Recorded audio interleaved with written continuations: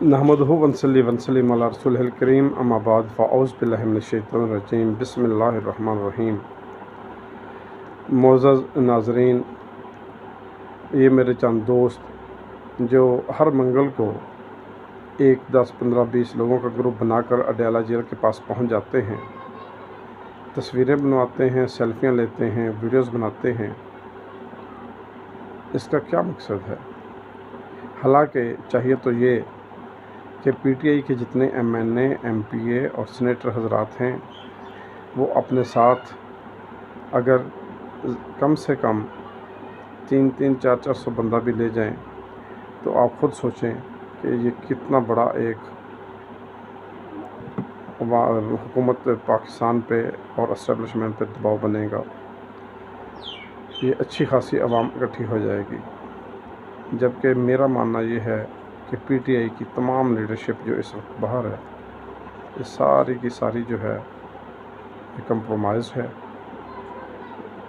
ये एक एक करके, दो करके जो लोग जाते हैं अडयाला बहनों के साथ हमदर्दी के लिए, बहनों के साथ अज़हार यकजहती के लिए, ये सिर्फ़ एक ड्रामा रचाते हैं कि कल को जब इमरान खान बाहर आएगा तो हम वीडियो तस्वीर बतौर सबूत इमरान खान को दिखा सकेंगे कि हम तो आते रहे हैं, हमने बहुत एफ़र्ट की है, मगर इंतज़ामिया या एस्टेब्लिशमेंट हमें मुलाकात नहीं करने देती थी। मेरा सवाल ये है कि मंगल का दिन तो सिर्फ़ फैमिली के लिए है, जबकि मंगल के बाद दूसरा दिन जुमेरात का भी होता है।